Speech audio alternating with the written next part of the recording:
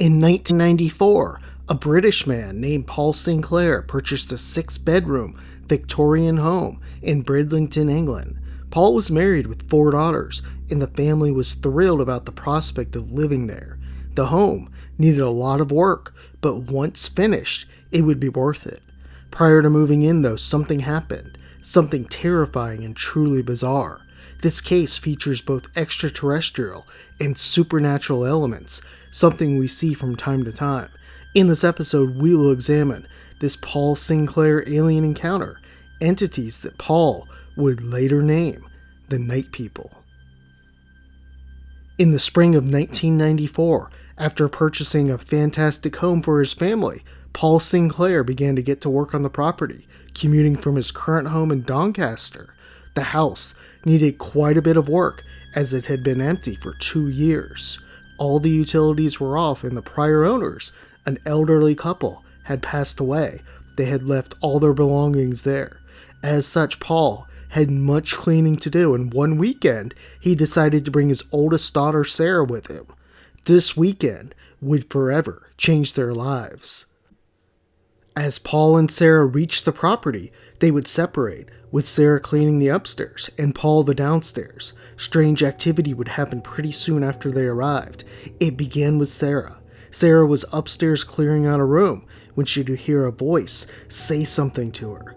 The terrified teenager would sprint down the stairs, screaming to her dad.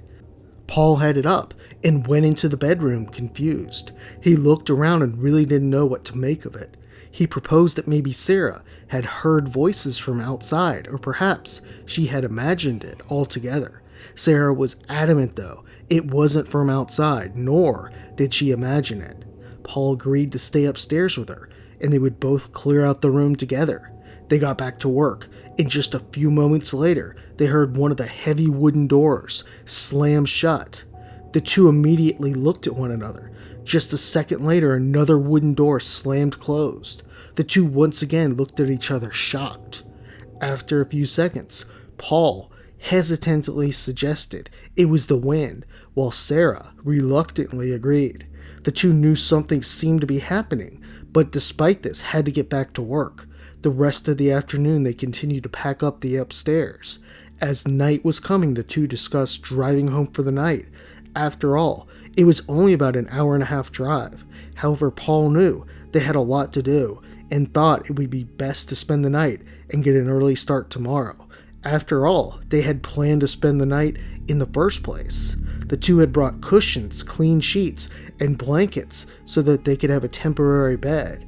They would be sleeping in the same room where Sarah had heard the whispers. Paul felt anxious about sleeping there after what had occurred, but he reasoned this was going to be their dream home, and they would be sleeping there soon enough anyway. Around 10 p.m., Paul decided to turn out the lights they had brought in the room. To have some light, though, he turned on their portable television and turned down the volume. Soon, both fell asleep after a hard day's work. Around 3 a.m., Paul woke up. Immediately, he felt something was wrong or off. He wasn't sure what it was, but got a sense that something was watching him. A terrified Paul began to look around the room. He couldn't see anything, but had a strange feeling there was something in the corner. One of the corners of the room was extremely dark, and Paul shifted his eyes into the corner and began to stare. After just a few moments, a trembling Paul began to make out a shape of some type of humanoid. He kept staring, and the longer he did, the more he could see. It was some type of being, completely pitch dark. The entity was very thin and wearing a big coat. The being was wearing a large hat, one that looked way too big for its skinny frame. Many speculate that Paul spotted a shadow person, or in this case, an entity known as the Hat Man.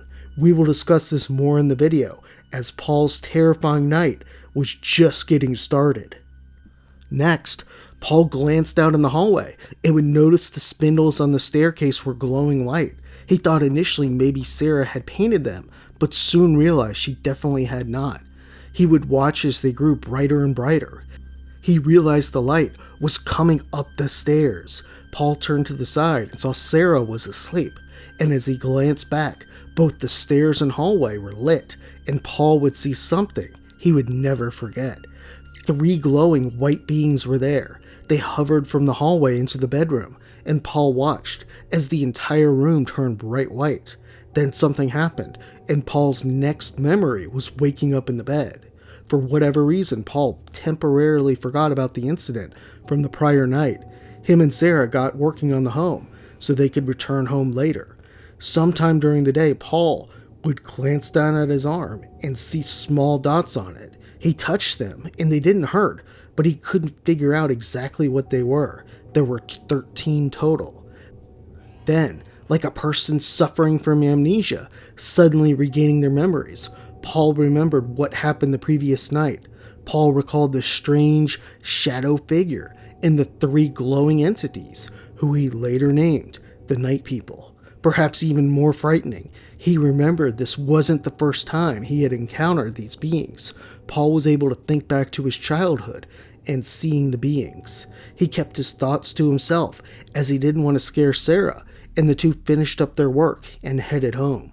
Paul returned home, and in about a month, the strange dots disappeared from his arm. However, this wasn't the last encounter he would have. Paul would continue to have visits from the Night People for the next 20 years. Fearing ridicule, he did not discuss the events. The beings didn't seem to be harming him, but after some time, he decided to go public.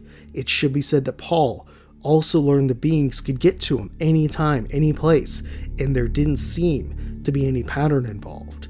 In 2015, Paul finally went public with the story.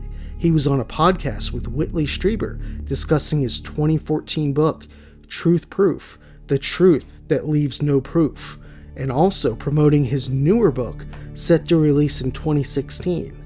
In the podcast, there was no plan for him to go public, but Paul decided to do it out of the blue.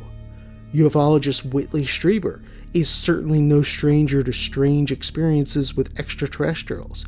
Strieber is an alien abductee, author, and subject of the 1985 Hollywood movie Communion, starring Christopher Walken. Paul would write multiple books and is still actively investigating many unexplained phenomena, such as aliens, paranormal activity, and cryptids. He documents many of these in the stories in his books. Still, what can we make of Paul's encounter in 1994? There are several interesting aspects to it. First off, there appears to be multiple elements at play here, such as alien abduction, paranormal activity, and perhaps shadow people and the dreaded Hat Man. The Hat Man is said to be a black shadow humanoid that wears a trench coat and a fedora hat.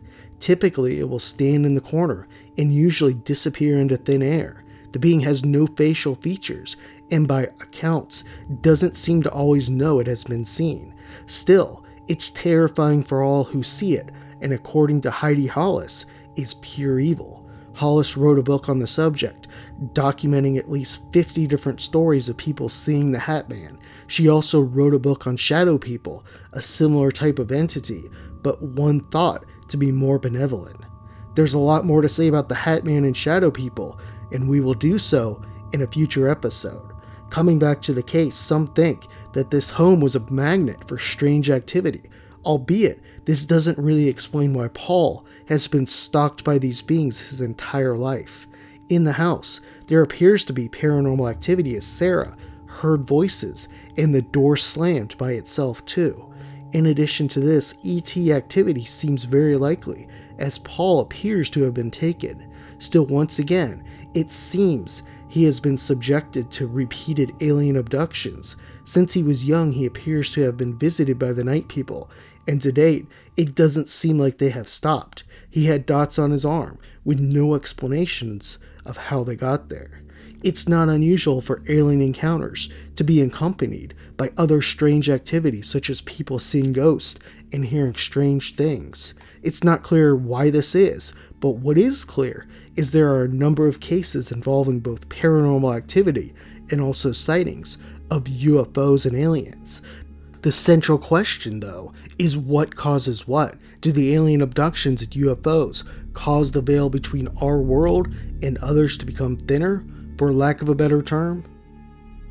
Is Paul's case credible? Like most cases, skeptics point out several flaws with Paul and his allegations. First off, many suggest that the marks on his arm could have just been bug bites. After all, he was sleeping in an old abandoned home, so bug bites certainly seem plausible. Others point out that Paul decided to come out and publicly discuss his experiences because he wanted to sell his 2016 book. Paul at the time was studying several unexplainable phenomena, so some suggest that he did have financial incentive. Still, others point out that his experiences have pushed him to try and understand his encounters. One question in Paul's case surrounds the night in question and why Sarah didn't wake up. Some believe that the beings might have been responsible for this. We see a good number of alien abduction cases where individual significant others are sound asleep while the abductee is taken. In sum, Paul's case seems pretty credible, and if you want to learn more, consider checking out one of his books or listening to his podcasts with Whitley Strieber.